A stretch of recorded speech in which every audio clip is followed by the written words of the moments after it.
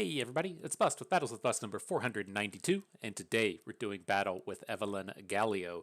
And so, as we've been preparing for the upcoming Runeterra Open, I had in my head this space of what if we just played 3 champion strength decks. And as I have been in this kind of mindset of playing the Formidables Freylord version, I start to think, can we just carry on this Formidables package to all of the different factions and maybe use that as a core with just some supporting cards from the other sets. And so I suspect someone over the course of time has realized the strength that Durand Sculptor has with the Husks, but this was kind of a new concept to me. Maybe it's something we should have picked up back during the Siren Song season. But the kind of main idea and core thought with this style of deck is getting multiple bonuses out of this Durand Sculptor. And so ideally, we're going to be able to get a Durand Sculptor onto the board.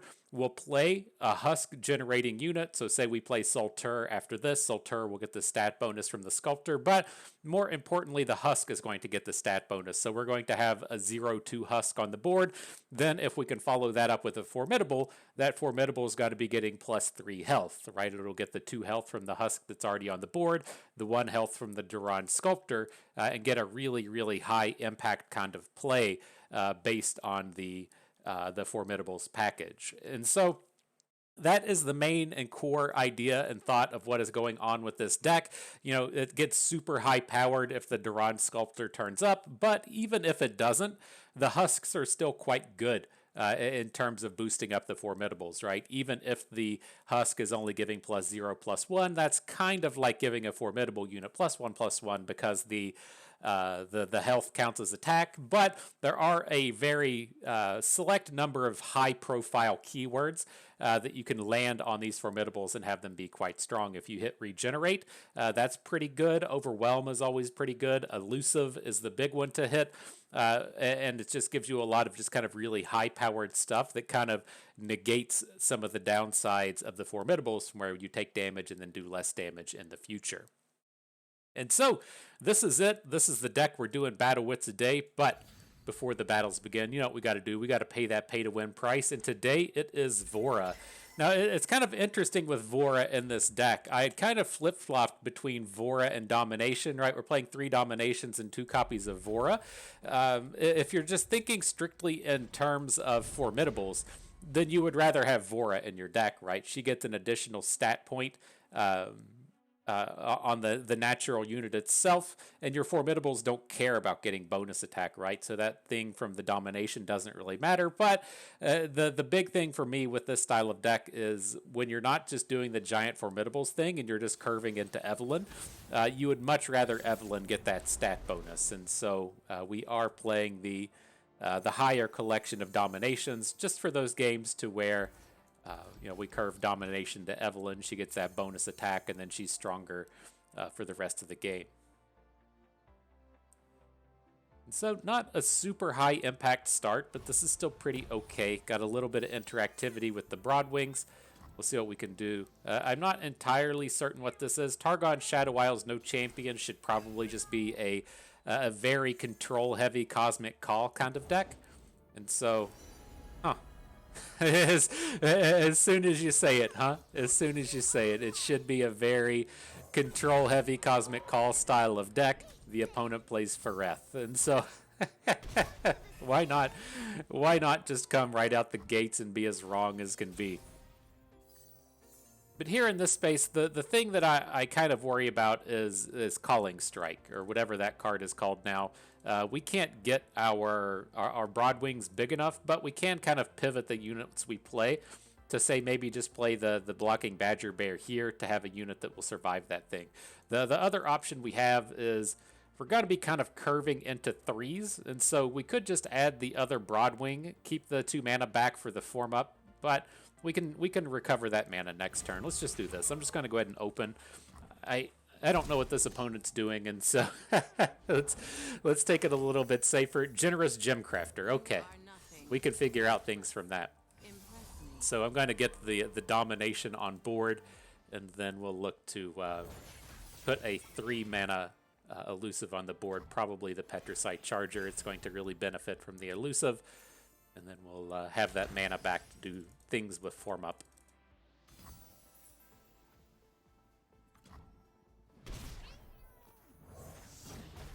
I was really kind of bummed with the Generous Gemcrafter. Right at the start of the season, I started brewing with the Generous Gemcrafter and trying to play decks with Jax, because you could get a lot of value out of this thing playing kind of like Jax Targon. And it just never quite came together, and then the format kind of exploded and it didn't it didn't pan out. But I had a lot of intents to put together a Generous Gemcrafter video right at the start of the season, and then it just didn't happen. You know, I'm sorry. I can't be perfect in all things. Let's see. Oh, Balin turns up. He was not my intent, but he does work pretty good in this space. So let's just go ahead and throw him down.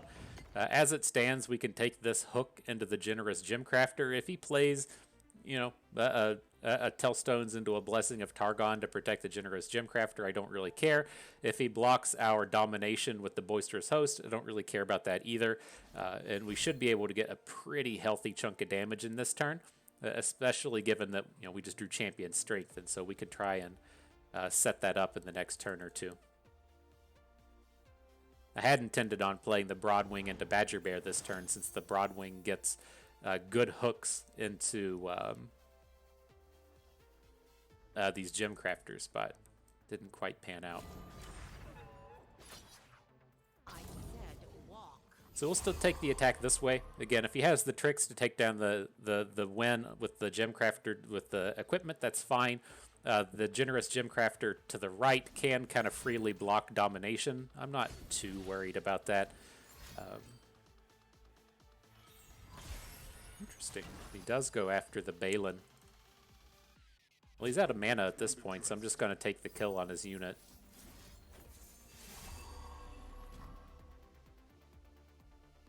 Hopefully it's just going to take him forever to recover. So we're coming into turn 7. We can do like a Broadwing into Petricite Charger. Open attack. I'm sorry, we're coming into turn 6. We can Broadwing Charger, look to open attack the following turn, and then follow up with Champion Strength. Should be good. They have gone long without justice, but keep hope alive. Never really want to see this guy come down. This guy can be a problem.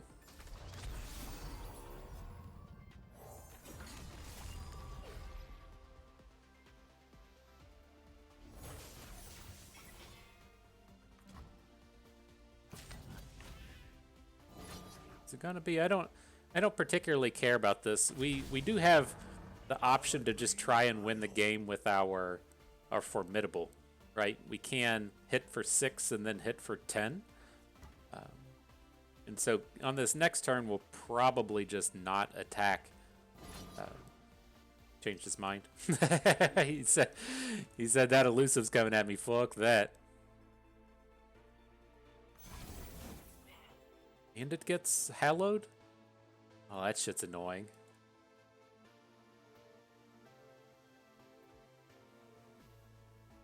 Alright, fine.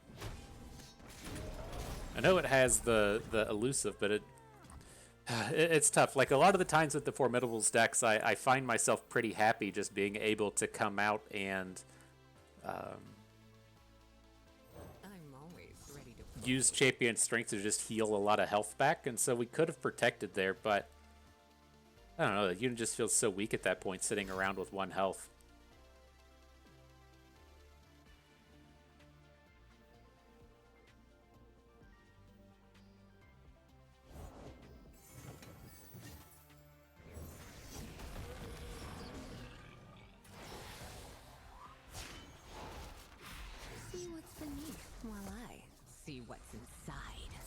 Should still be a pretty decent combat, though.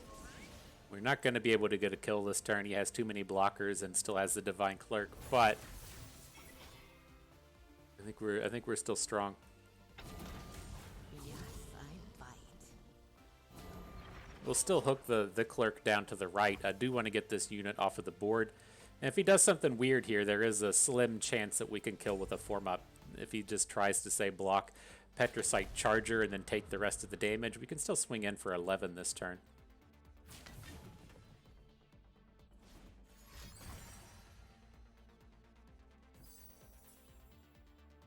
Okay.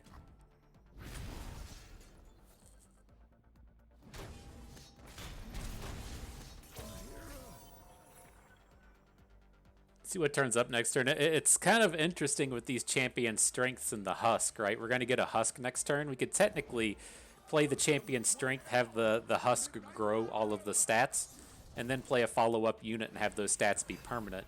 It's not too often that kind of thing turns up, right? We can't really do it right here. Oh, is he going to flip? God damn it. I don't feel like we have enough here. Well, we have 18. That's only good enough to stop the one Xolaani. Alright, whatever. Time to die. Are we dead? Alright, we're dead. GG. That's tough. I'm curious if we could have played that a little bit differently, knowing how... knowing the opponent wasn't playing Cosmic Call. But it's always tough in those spaces. I mean, we probably could have come up with a champion strength play that would have just kind of come in and won the game. The scary thing with being all in on the champion strength against that deck is if they just hush a formidable, you don't get to deal any damage. And so that was my concern with a lot of those attacks that I just didn't voice. Is, you know, if he's got a hush, this has got to be painful instead of just going for the attack bonuses.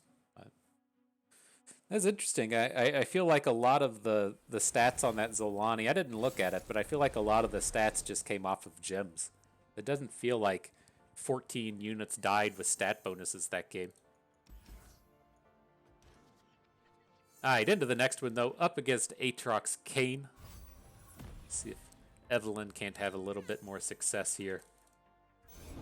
The bigger the hunt, the better the trophy. Trade if he wants to trade. We don't have a Balin in sight. We're going to be building up to what looks to be a more Evelynn-centric game here. Oh, the Sculptor turns up. We get to do all of our combos. I'm excited. I'm hyped now. Let's see. We get to do it once. We get to do it at least once in the video, you know. I guess the bummer to getting all hype about this is Evelynn doesn't have formidable. And so she doesn't get all the sweet stat bonuses when we're dropping these units down. All right, let's not get too greedy though. If we sit around and fuck around for too long trying to get these big stat bonuses delivered in specific ways, he's just gonna do crazy. He's going to do crazy Aatrox Kayn things, and so we can't let him get too far ahead on board. But the Evelynn does some nice work here. She continues to generate the husks. If we didn't have the husks, we couldn't get all these sweet combos going, so yeah, not completely useless. Although Fury is a pretty meh keyword.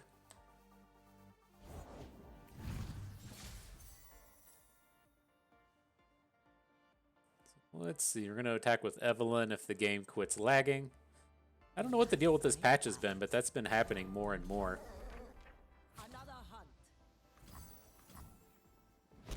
Alright, and I'm fine to just kind of clean out board. Like to get rid of this Salter at some point. One of the big problems you'll run into with this deck is the kind of board management. And running into these spots to where you end up wasting husks and stuff because you... have these like early game turd units like Salter just sticking around. The child is gone. The killer remains. Alright, big ass Broadwing though. I'll sign up for that. And everybody gets Fury today. That's the name of the game. Serve me.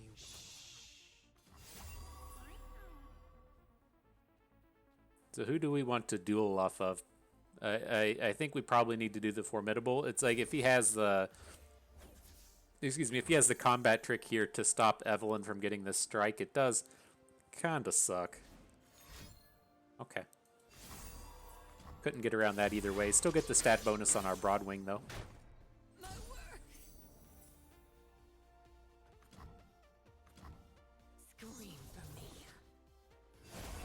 Ooh, an elusive turns up. Finally, a good keyword.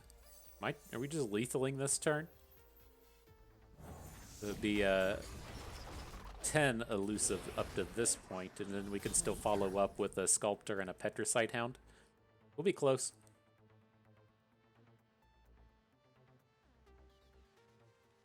See how he spends his mana. You got to worry about the double Frostbite coming out of the cultist deck.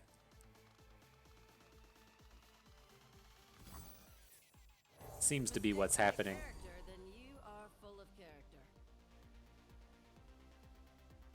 So we're going to be oh, it's not what's happening.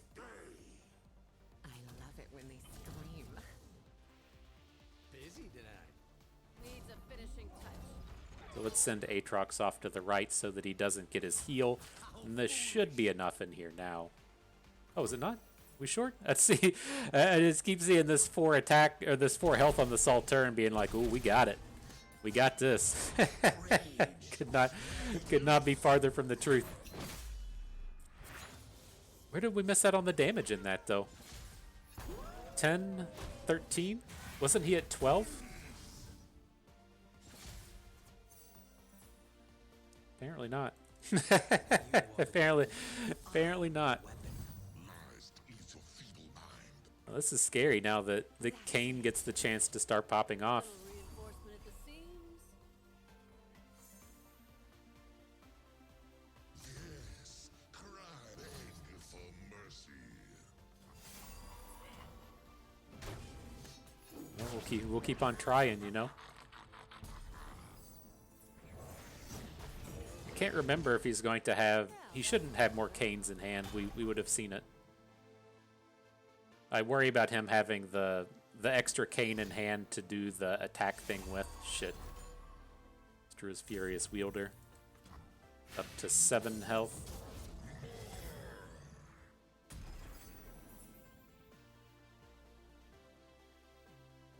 Alright, Evelyn's flipped at this point. If he doesn't have any more stuff, any more combat tricks, we can get the lethal. That's a bit better.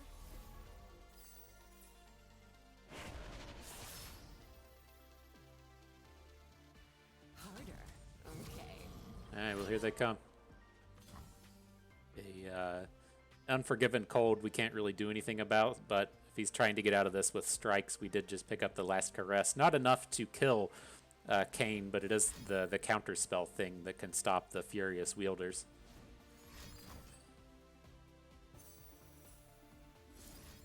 Oh no, it's not actually targeting Evelynn.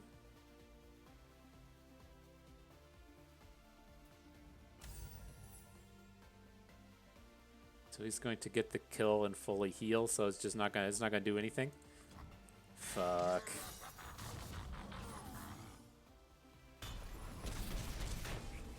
World you can World Ender this turn.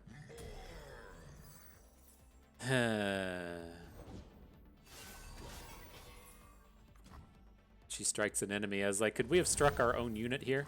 Yeah, we're dead. That was so close. I swore we had the lethal on that turn with the elusive attack. I mean, I'm notoriously terrible at math, but no, I'm not certain what went wrong there. I don't think we would have played that game any differently. Maybe we would have. Maybe maybe Kayn would have been a better hook than Aatrox. I just didn't quite. I don't know. I don't know what happened with that. I swore. I swore we had. I don't know. Just blame it on Riot. Just blame it on Riot.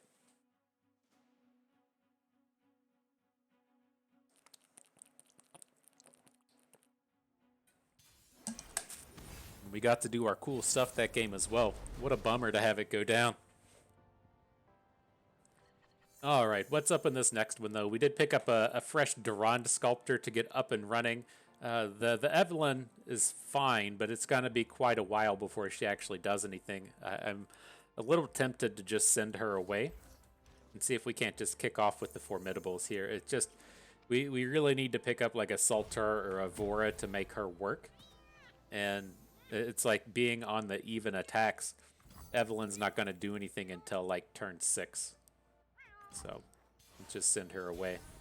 Now I'm going to hold back on the Petricite Hound. We do have a bit of opportunity to make things work with the Broadwings a little bit better. I'm not the hugest fan of dropping Petricite Hounds on the first turn, unless we have a way to enhance them with like Balin. So we can't block, but we still want to play mana on curve.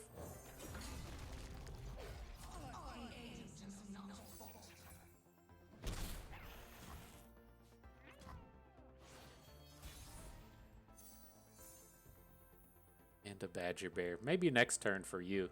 I think these Petricite charges are where it's at on this turn. Should be tough for him to deal with unless he has the...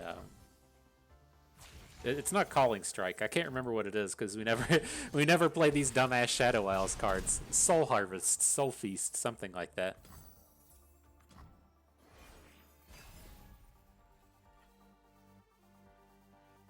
Now Evelynn can party.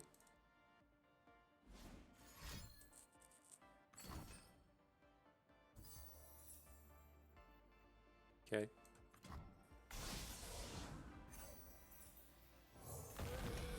That was like the least exciting hallowed return I think I've ever seen. I can't. No thank you. No thank you. That's not going to do what you want.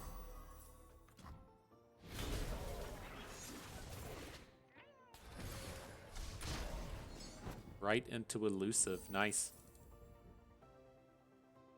I don't think we're going to get to use it in the way we want, though. If we're wanting to come and try and attack down this Callista, we need to play the Broadwing as the kind of gainer of the gainer of health here.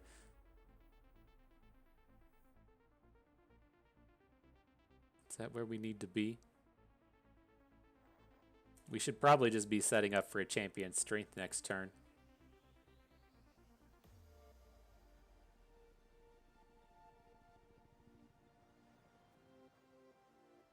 So it's like I'm kind of thinking of playing... Oh, the sequencing doesn't work. It's like I want to spend 5 mana on the turn so we can play the Broadwing, the Salter, and the Hound, but the sequencing just doesn't work how we want it to. At all the elusives, though.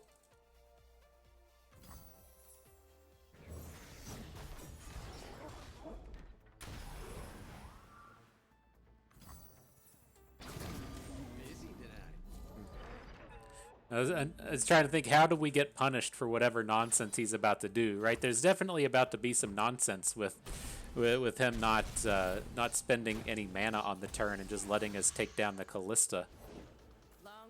Senna, okay, that's manageable. I was mainly worried about Ruinations coming in, but that's off the table now. He's only got 8 mana.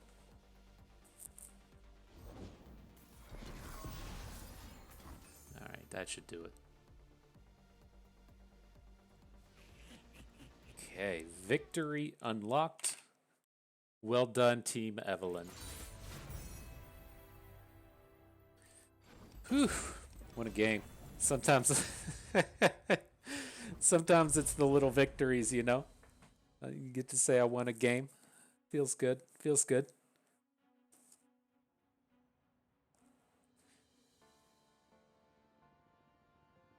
I'm a little interested in Hallowed Return as well. Like if you think back to last Eternal season, I started playing the Nocturne Mistwraith deck, but using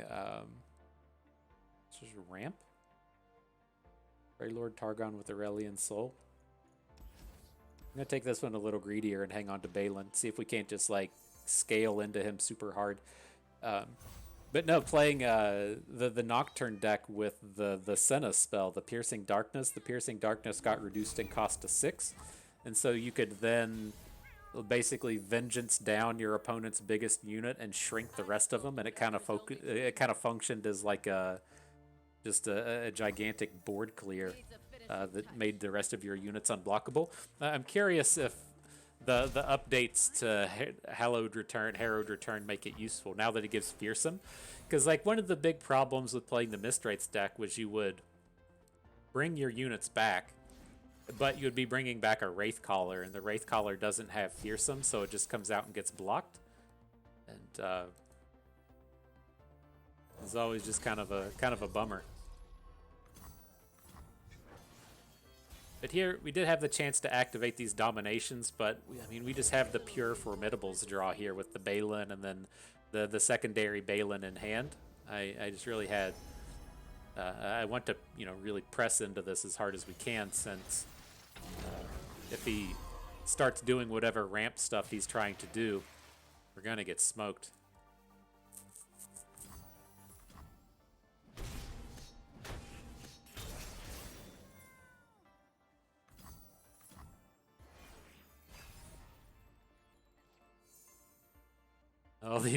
All these poor Husk cards in hand with the Durandi Sculptor on board, and we're just kind of like, nah, I'm not playing that half of the deck today.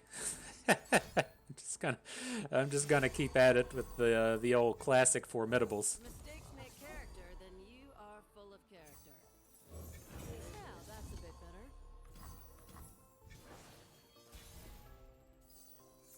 All right, let's see what kind of Frostbite opponent has for us. We have to swing now. We can't get aced by a Buried in Ice, so we gotta swing with the squad. Doesn't look like we'll be lethal. Guess maybe it is. I thought that 8 power block was going to be enough. Is not. All right, GG. We won 2 in a row. Got to call it a day right there. Am I right? That's enough. That's enough.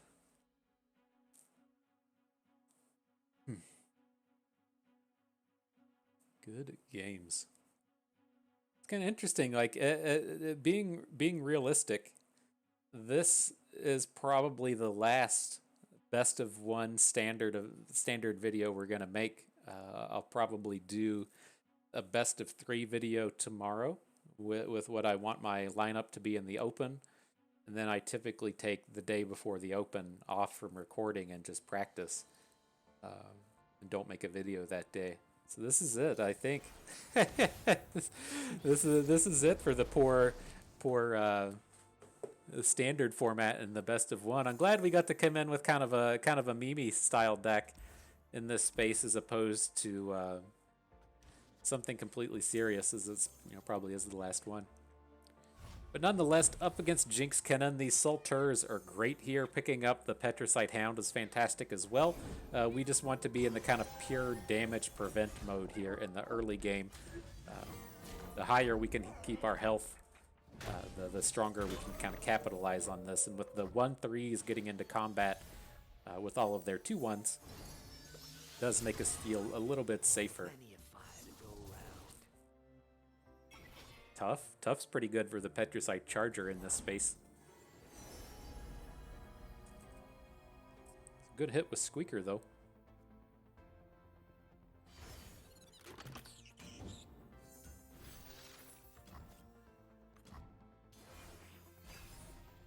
Let's see if he's got to at least pivot out into the kind of mid-game style of stuff, mid-rangey kind of stuff.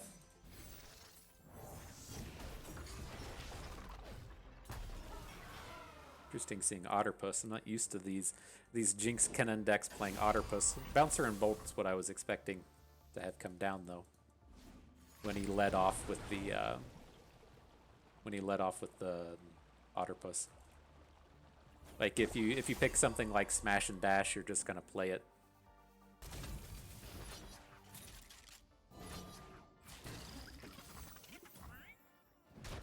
Check out this 2 health Balin. He's pretty intimidating. he's pretty scary out here. Ugh. Alright, we'll save you for a little later. At least if he gets some Husk bonuses, he'll be back up to a normal stat line. And we'll see if the thing kind of comes together. I haven't really mentioned this play to where you can, say, form up the Husk and then play the unit afterwards. But we'll see if that comes into relevance at any point. Looks like we're about to get jinxed. I don't know if we can win the game fast enough with Jinx given what we have in hand here. 100% a Jinx in hand. At least he's out of mana, so he can't like play Jinx and Death Rocket, but this was a very aggressive way to put the units on board.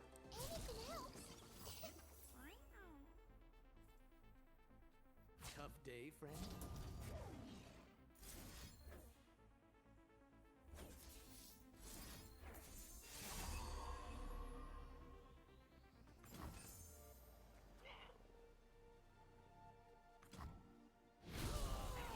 Alright, not bad.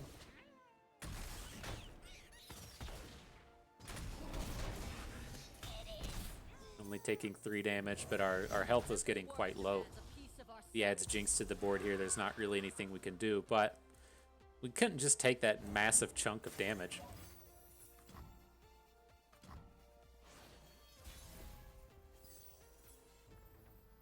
Evelynn with no husks. That was like one of the worst draws we could have.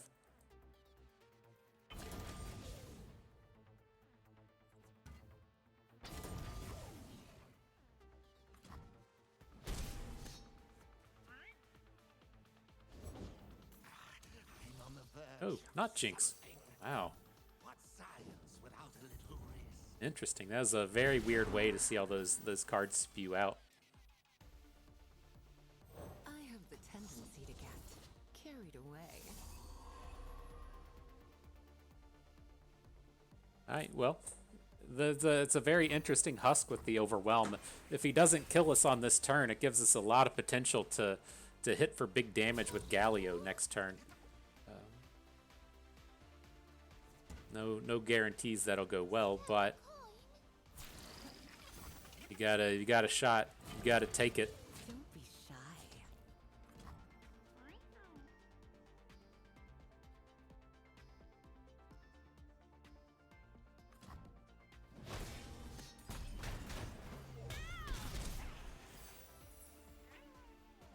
Do we Galio here, or do we save him for next turn? Like, we're losing out on the husk either way this turn. Like, this gets Galio up to 10. Our other option is to... I think we should probably just be going more stat heavy here. Like, we can add in Domination. That's going to make a new husk. And then we can eat that husk with Balin. And then, you know, hopefully we'll hit some good keywords next turn. Something a little more painful.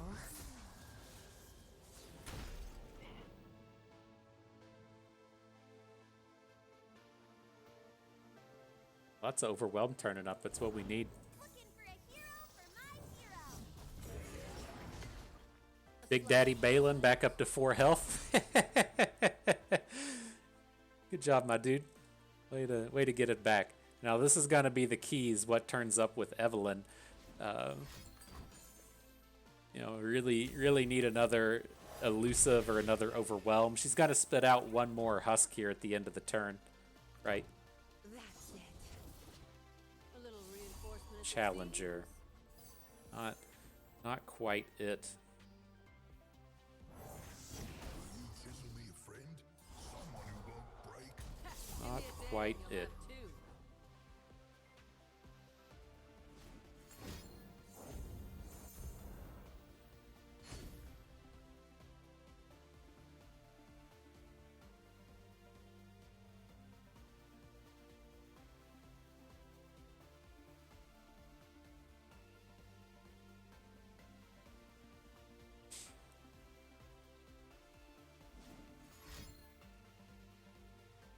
See, this is what the bummer is, though, right? Now, see this 8 health domination. I was sitting here trying to do a little bit of finger math, and I was like, oh, this isn't so bad. We got 16 Overwhelm here, and that's just not the case whatsoever. That's not the way this shit works.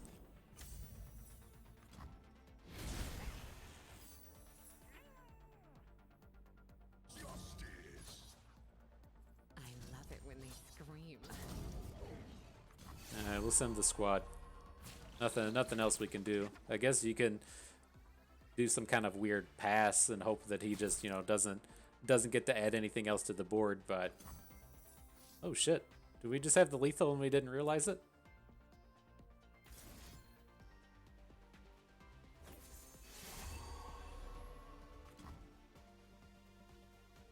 mean, I calculated everything the whole way through. I planned it.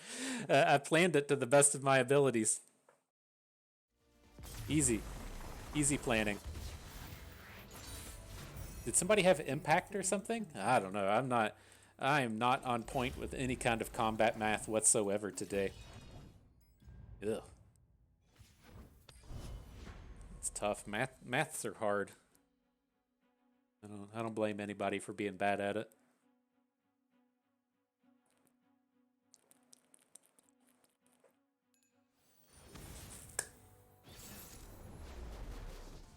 It's like when you're in school and you say, I don't need to learn how to do any math. I'll just have a calculator my whole life. Turns out that's not exactly the point. Sometimes you gotta respect the problem-solving process, and it's not just about finding the answer. Oh, this is scary though. This is not a particularly strong matchup up against Jayce Cosmic Call. Having this really weird-ass hand that can't play anything until turn 9 isn't a great start. At least our Sculptor survived, but we don't have any plays to follow up with it.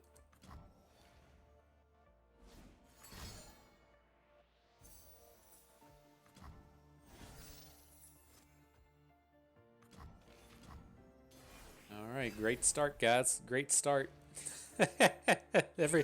Everything's going just fine, huh? Stay still.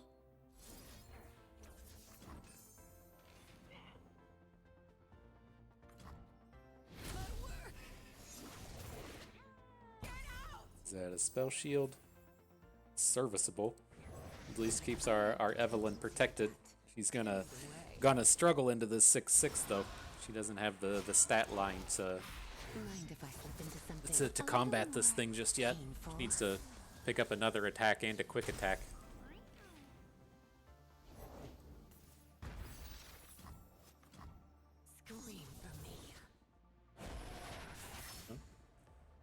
If she sticks with elusive though, we can work with elusive.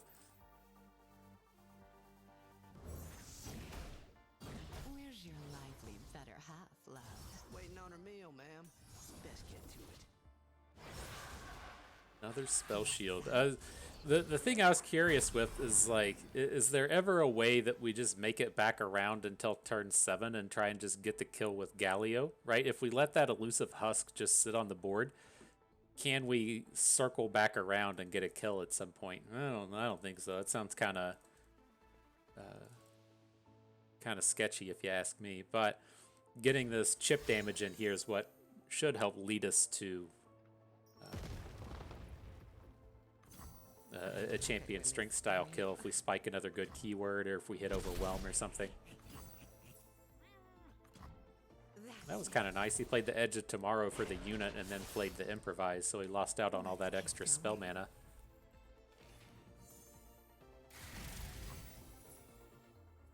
Take a load off.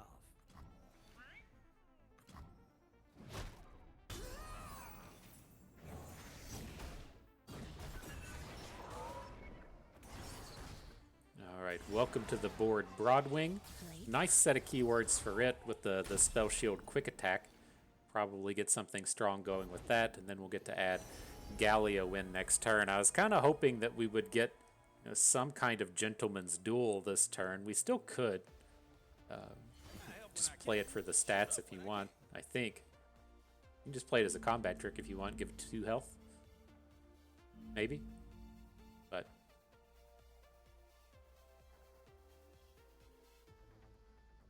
as it stands, all these units are pretty low value. I mean, I guess you could try and Gentleman's Duel the scrap heap thing, the scrap trap, but I don't know. I'm not really amped about that.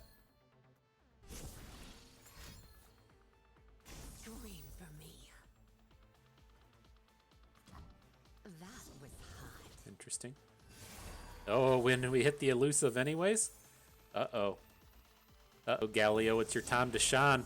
Everybody knew the elusive spell-shielded Galio was here, ready to fuck. He's got to come in with the champion strength next turn. That's what it's all about right there. Look at that guy. What do you think about that, Justicar? Once merely a humble statue, now I'm a fucking elusive statue. Uh-oh. Better send in some more Tellstones.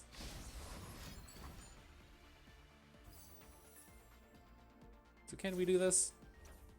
Just say done. So now our Evelynn doesn't die. Then we'll still have 8 mana next turn. I don't think it's that big of a deal. Let's just try and take down the scrap trap.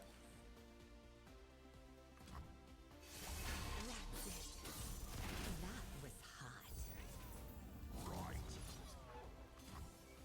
Alright, elusive shot number 1 coming in. I'm ready. Get that champion strength clicked and ready to go. This is what games are all about. Champion strength elusive Galio. Put that on the bingo card. The things I was expecting to see today. Elusive Galio getting champion strength for the victory. That's the good stuff right there. I'm here in Janna's Rip. This is where you'd start dropping the Shen emote, right? you BM fuckers out there start spamming the Shen emote right there. All right, good stuff. Let's get ourselves in one more game. We'll call it a day. Interesting collection of decks we've seen.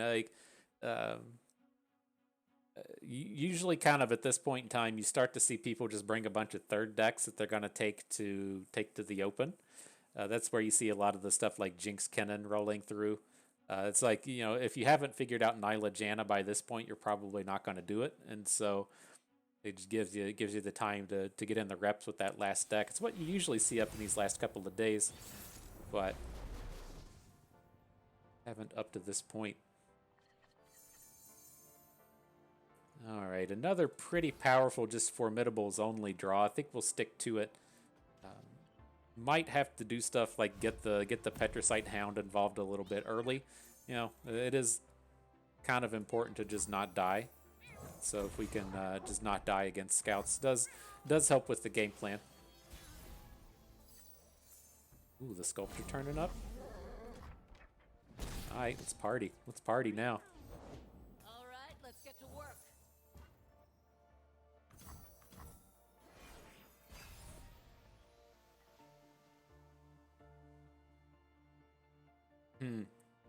Which road do we take? Which path do we go down? Do we go down the land of the husks, or we go down the land of the formidables? I'm leaning towards just dropping domination here.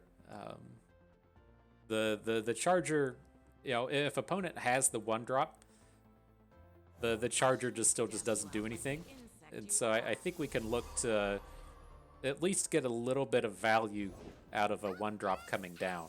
That's what we see here. He's got to kind of pick and choose where he wants to go, if he wants to take down the domination or the sculptor. He has a lot of choices here, but just dropping the charger doesn't feel like it really does anything. Now we can start churning through some Evelynns. Get those husks online turn after turn. carried away. Don't waste my time. Mind if I slip into something a little more painful?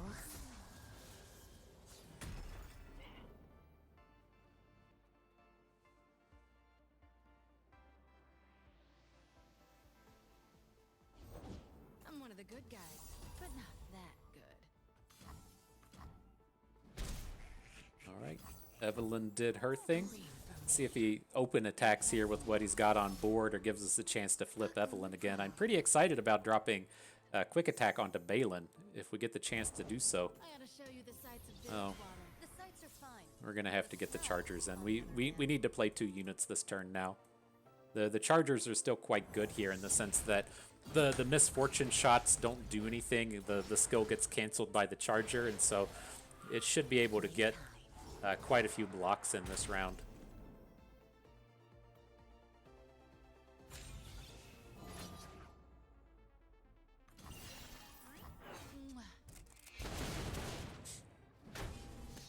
think we want to. What do we want to? It's just too dangerous to wait to add Salter. Like I don't really care if he decides to take the hook onto the husk coming out of the Valor and gets a little bit of value. Again, we just need this game to grind on a little bit, just not die.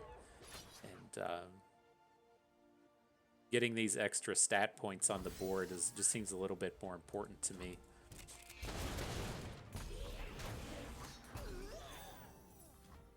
We still get a husk at the end of the turn. Evelynn graciously passes those things out. So we can pretty safely get Balin going, right? He's going to be a 5 health tough. The pain point here is going to be opponent playing champion strength. If he's got champion strength, I most assuredly think this is one of those spots to where if he's got the champion strength, we're just going to lose the game anyways. And so let's just ignore it, right? And so I'm going to add the Balin in. And we're going to plan to just attack with Balin and our friends. And then hopefully next turn we can get our own champion strength on. But if he's got his own, he's got his own. We can't beat it, so let's not play around it. He's got it. GG. All right. The excitement of the champion's strength meta. But nonetheless, good set of games. Let's pull this up. We can talk about it a little bit more. And so again, I concede that this is not the most ultra competitive deck, but it is pretty fun. I like these engine style of decks to where a lot of the cards really come together and work nicely together, like the Sculptor tying into the Husks, tying into the Formidables. It's especially nice given that if a certain piece of the puzzle doesn't quite come together, then the cards are still good, right? Playing Durandi Sculptor and playing Formidables is good. Playing Husks into Formidables is good. Playing Durandi Sculptor into whatever combo's left, right? Husks into Formidables is still good. And so it's not one of those things to where all 3 pieces have to come together in the right order. Any 2 of the 3 pieces is pretty good. And if you really curve off all 3 of 3, then you're off to the races. That's a very powerful thing. And so, I think it's at least in terms of casual ladder grinding, it's a fun deck. I enjoyed it. You get to sometimes have a big badass Galio with elusive catching the champion strengths and stuff. That's what life's all about sometimes. But in terms of kind of ultra competitive play and trying to win big events or climb the ladder or whatever your ultra competitive style goals are, this deck's not quite there. I feel like it needs a little bit more, and that little bit more may come out at some point, whether or not it's another Formidable or another Husk card, or if we're still carrying on this idea, maybe you get a good Husk card to where you just don't have to play Evelynn, right? As you're looking at these, like Salter and Vora are both Shadow Isles, there is the Husk card within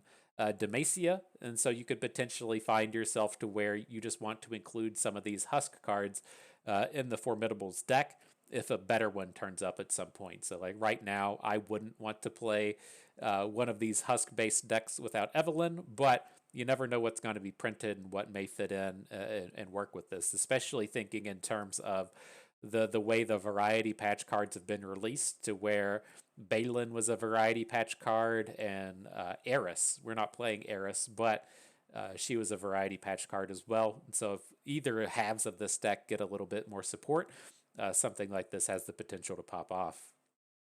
But nonetheless, good set of games. I had fun with that. I hope you did too, because that is going to do it for us today. So I hope everyone enjoyed the video. I hope you maybe learned a thing or two along the way. You had a good time watching. This is Bustin' Me. Thank you for being here.